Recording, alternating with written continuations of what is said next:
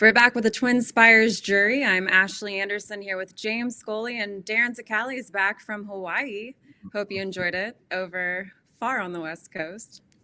That's If not they even the had West horse Coast. racing, I'd live there. Yeah. I still haven't made it to Hawaii, but one day. All right, well, we're going to talk our best bets and fades of the week for Haskell Day at Monmouth Park, Saratoga, and we'll also look at Del Mar opening weekend and some big races at Woodbine as well. And wanted to mention real quickly, week 4 of our fantasy handicapping contest. We have our winner here on the jury, James Scully. Congrats. Thank you. Thank you very much. But I will turn it over to Darin to start things off today since you're back from vacation. So, Darin, tell me what your best bet of the week is and where you're going to play that. Well, we'll see if I'm good first time off the layoff. We're going to go to Monmouth Park on Haskell Day, the supporting feature, which is the United Nations. For a race that formerly was a Grade 1 event, and it came up pretty strong, I thought. Um, I like Web Slinger a lot here, guys. Web Slinger, I just think, has been facing better horses than the majority of these. Uh, Getting a route of ground again, stretching back out to this mile and 3/8 distance off that last performance that saw him get up in a minor stake event at Churchill Downs. He has been a habit of a horse, or had a habit as a horse that has consistently closed from well back, but has consistently come up short in a lot of big spots. And I've certainly been nosed out with him quite a few times. But when he gets that extra bit of ground, it tends to do him some good. He showed the stretch out, helped him last time. When you take a look through the field, I do see enough of an early pace scenario in here that should set things up nicely for him. I like the fact that he's getting an aggressive rider in Luis Saez here. He's 1-for-1 over the Monmouth turf course, so you have an added plus there. But what it really comes down to is from a speed figure standpoint, from a class standpoint, I just think he's been running very well against what are better horses than what he's facing here. And the other thing that I like about him is that a lot of the horses that are going to get focused on here are coming out of the Monmouth Stakes, which was a race that I just did not like at all. The Monmouth Stakes had a blanket finish with 7 horses inside of 2 lengths of one another. A horse that was 35-1, dead heated for the win. They went very slow early. Everyone just kind of ran on late and basically maintained their positions to the wire and covering almost the entire field by about 2.5 lengths. I wasn't impressed by that race. I don't think it stacks up well against the horses Web Slinger's been facing. I look for him to come with that big late run here and get up in the UN, guys. Any concern that Jose Ortiz had been aboard Web Slinger and then opted for the morning line favorite in Farbridge? That's a good question. No, because he's been riding Farbridge the last 6 times that he's ridden him. He only rode Web Slinger once in that most recent start. That doesn't really bother me. It's the fact that Castellano wasn't there at Churchill. He's not there at Monmouth. So I just think the fact that you're getting an aggressive rider on him helps, and the fact that Ortiz is going to stick with a horse that he's ridden throughout his career doesn't really bother me. Plus, he comes off a win at the distance. It was good to get a confidence builder. I thought he did turn things around. The first start this year, first couple starts, wasn't sure about him, but I thought that third, the program trading and Naval Power, was solid in the Old Forester, and that was a good confidence builder and a good race at the distance for him before he returns to graded company on Saturday. My best bet is going to come at Saratoga on Saturday. It's number 7, Arrow Smash, in the 8th race. Now, this is a 4-year-old son of Arrogate. Arrogate, talked about before on these videos, got some up-and-coming runners from his final 2 crops. This Arrow Smash is from his next to last crop. And he is a colt that last summer at Saratoga broke his maiden and really good convincingly by open lengths. Came back a few starts later, won an entry-level allowance in his sophomore finale at Churchill Downs in late November. And Arrow Smash came back this year off of a 6-month layoff in an allowance race at Churchill Downs. We'll see this see the Dart Bay.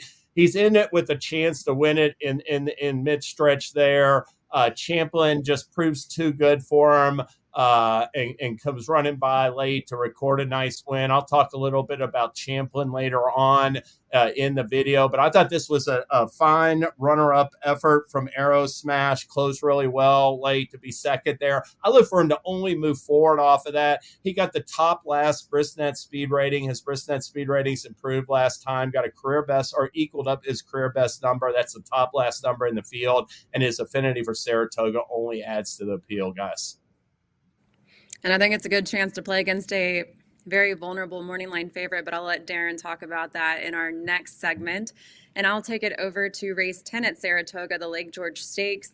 And I'm going with number 8, Pounce, at 8-1. This is a tough race. There's a morning line favorite who certainly could win it and oversubscribed at 5-2, but moving up in class for Chad Brown, a deep closer as well who rallied late last out. And I'm going to take a shot with this 8-1 price. It's a Mark Cassie filly who's 2 for 4 from today's distance with a third as well, and won her turf debut at 7.5 furlongs and an allowance optional claimer with a 93 Brisnet speed figure. She then came back to win the Grade 3 Here Comes the Bride by a neck, and she can win either setting the early pace or rallying late. So I like that she has that versatility. Last out, she had the early lead, but faded to third in the Penn Oaks. And I'll look for her to improve third start off the layoff for Mark Cassie here, who's winning at a 27% clip this meet. Dylan Davis is picking up the mount, a 19% winner at Monmouth as well. And Pounce has a very sharp 4 furlong workout on July 5th. So I'm going to take that shot at 8-1 over the morning line favorite, moving up in class here. Yeah, I expect her to. Well, go ahead, Dave.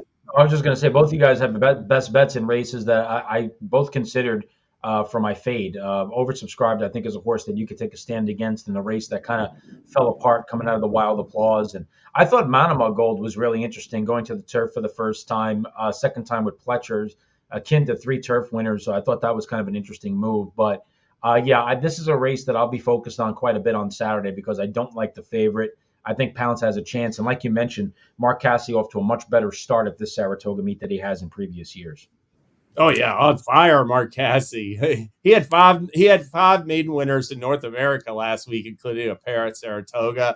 I think she's going to show speed. I like the addition of Dylan Davis for Pounce. I like that last effort running third. I thought that in the Here Comes the Bride Stakes, she really showed a gameness to win that race. And I was a little concerned after she threw in a complete clunker in the Appalachian. So it looks like she's back on the right path for Mark Cassie.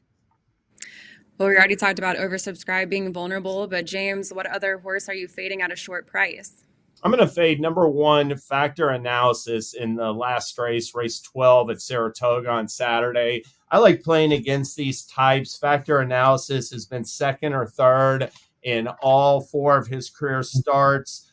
In all of those races, he's been like 2-1 or less. So people have lost a lot of money betting on him so far. Was part of an entry in 1 race, 2 back, or last couple, but he's definitely a type that is coming into this race. And part of the appeal of picking against a short priced horse like Factor Analysis, who's 7-5 on the morning line, is that there's some others in there that offer some appeal to me.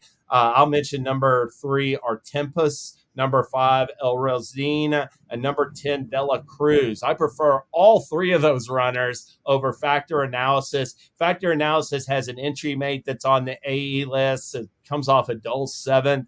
So regardless, I'm going to try to beat this Chad Brown entry in the last race at Saratoga on Saturday. What about you, Darin?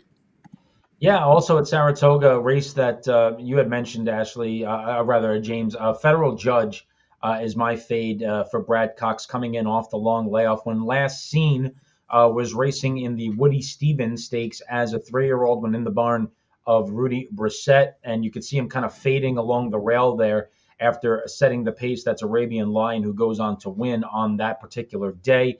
Look, I respect the horse. He certainly had a lot of ability, but coming into Saratoga for your first race off of a 14 or 13-month layoff is always a very tall order because you're going to catch a pretty salty group, and this race is certainly no exception. I think Gunnett dropping out of the Grade 2 True North certainly stands more than a chance in here. Deer District going back to sprinting after a couple of turf tries is interesting. James's horse Arrow Smash, I do think, is a viable win player. And I think Full Screen, his second start over the Saratoga course this particular year, I think has a right to move forward off that brief respite between the last two. So, I think there's a lot of viable players in this race. I think it's far too competitive to settle on a horse like Federal Judge facing older for the first time coming in off a long layoff. So he'll be my fade Saturday at the Spa. I agree with you. And I'm sticking with the Spa as well for my fade in race 5. It's number 3, Sapphilo's Mission at 2-1.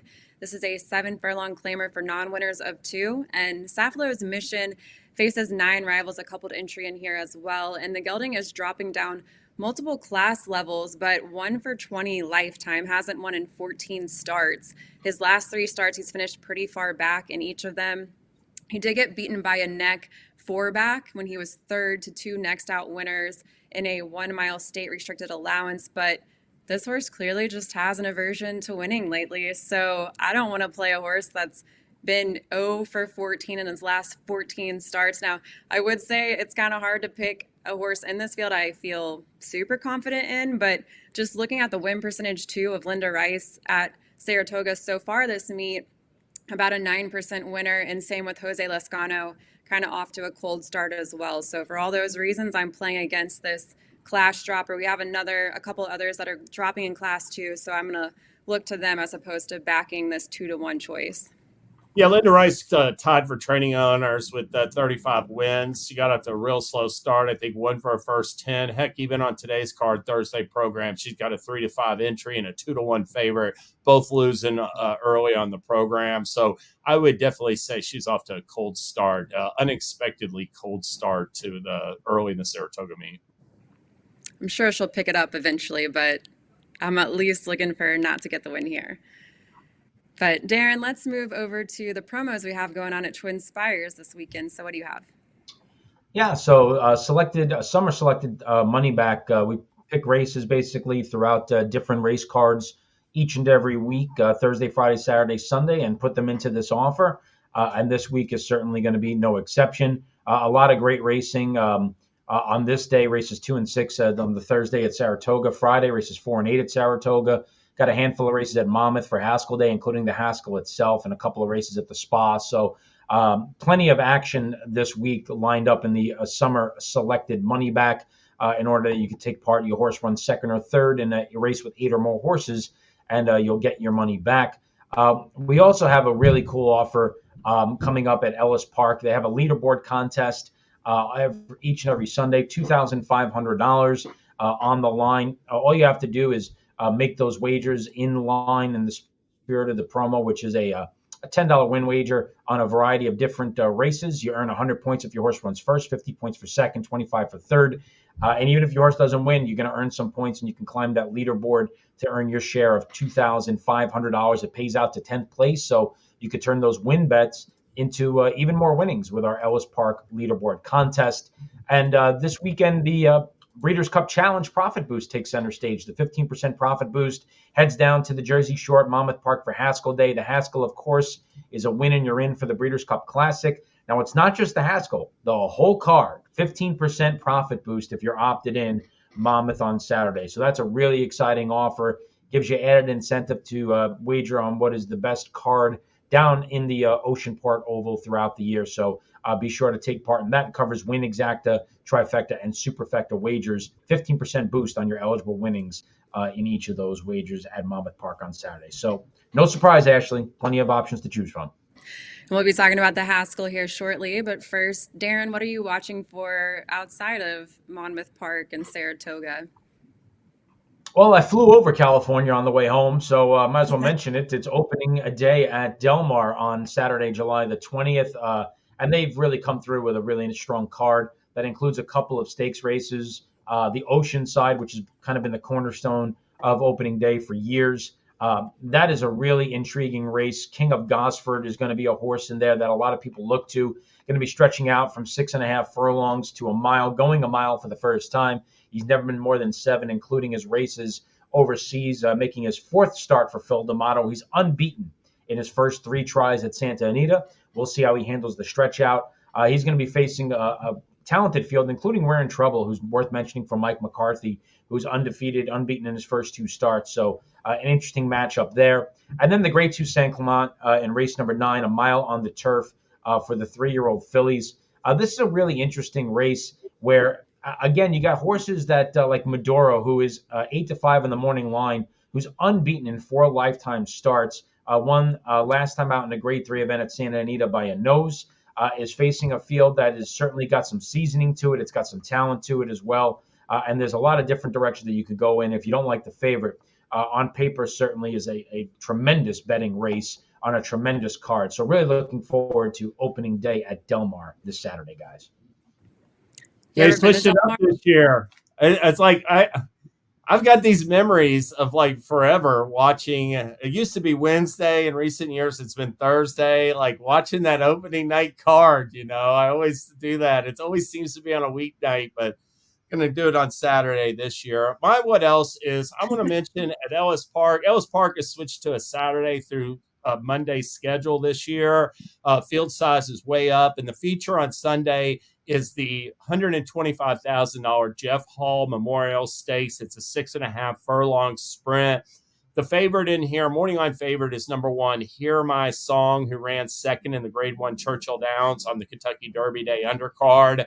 I'm looking to play against these older horses that were in graded sprint stakes early in the year. I think this year's Breeders' Cup Sprint, just like in 2020, when Elite Power was an entry-level allowance winner at this point, and we get to the Breeders' Cup Sprint in the fall, and the Mayor Kamari is the 5-1 second choice to Jackie's Warrior. I think this year's sprint is wide open. I'm looking for up-and-coming types like number 2, Happy as a Choice, who is 7-2 on the morning line off of, I thought, a really sharp allowance tally here on June 22nd.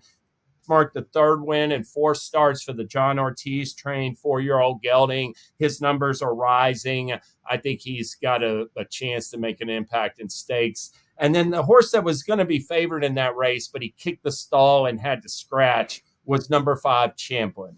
And we actually had seen this race a little bit earlier where he beat Arrow Smash this day. This was his second start for Greg Foley. This is a 4-year-old gelding that has won 3 of 4 in his career lifetime. I think he's got a very promising, lots of potential in the stakes ranks. So I'm excited by Happy as a Choice and Champlin. I want to support one of those. Whoever wins this race, I'm going to be a little bit bullish on them moving forward. I can't wait to see Subrogate run in graded stakes. He's in another allowance type in the sprint ranks. And like I said before, in detail, I think this year's Breeders' Cup Sprint is wide open right now. Well, for me, what I'm excited to watch this weekend, Woodbine will feature a pair of graded stakes plus the $500,000 Woodbine Oaks for 3-year-old fillies. This is the first leg of the Canadian Triple Tiara series. And Woodbine will also host the Plate Trial Stakes, a prep for the $1 million King's Plate on August 17th, the first leg of the Canadian Triple Crown.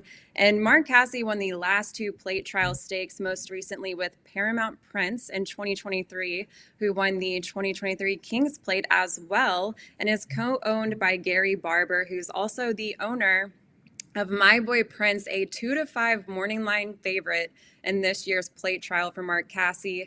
And this is a colt who caught my eye last season as a 2-year-old. I talked about him on the Racing Roundtable a little while ago.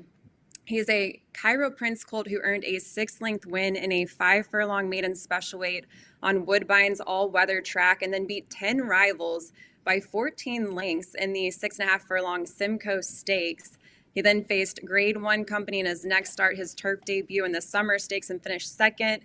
Won his next try on turf in the Cup and Saucer Stakes, and had a good 3rd place finish to close out a season in the Breeders' Cup Juvenile Turf.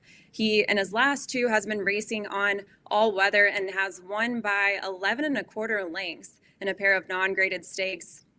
But he's never raced at the distance of 1 1/8 for the Plate Trial Stakes, and this is his first 2-turn start on all weather as well. So there's a few variables here that we haven't seen with My Boy Prince, but I think Mark Casse is pretty confident that he can get the job done at this distance, and he's a really exciting horse to watch. So I'm very much looking forward to seeing him in this race. And TwinSpires will also be live on site all weekend long for the 165th King's Plate, the third week of August. So very much looking forward to that as well.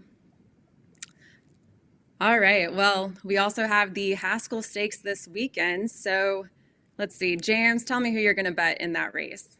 I'm big in number 7 Mind Frame. When this race was drawn yesterday, there's a little bit of uncertainty. Pletcher said that since Rapoli owns 100% of Fierceness and half of Mind Frame, he has a decision to make whether he runs them both or skips the race and potentially comes back for the Jim Dandy next week at Saratoga. Reports this morning have Fierceness probably of the two withdrawing or basically confirmed Mind Frame for the race. So Mind Frame is a colt. He made his debut at a 1-turn mile or at 7 furlongs in late March, won by 13 lengths, stretched out to a mile and a 16th entry level allowance on the Kentucky Derby Day undercard. He won it by 7+ lengths. I thought his effort in the 1.25 mile Belmont Stakes, considering his inexperience, was outstanding last time. He got a little bit tired and ducked out in mid-stretch, but then he came again to just lose by about a half length to Dornick. That's the kind of effort that one could naturally expect a colt like him to keep building upon. And I think he'll really appreciate the cutback as well to a 1.8 mile distance. So I like Mind Frame in the Haskell. Darin, what about you? Yeah, it's a really good field if it holds together. If is the big question mark there, as James alluded to. Look, bottom line is, guys, there's too many Grade 1 races for 2-year-olds and 3-year-olds, and it leads to owners being very willing to skip some of these Grade 1s for others. There is a camp, including myself, who thinks that a horse shouldn't be able to run in a Grade 1 until the Kentucky Derby. I'm one of those people. I don't think any 2-year-old race should be a Grade 1. I don't think any Kentucky Derby prep should be a Grade 1. And I think if you did that, you would get bigger fields in these Grade 1 races and less inclination to just skip from one to the other. But I don't get to make those rules. Hopefully the field holds together.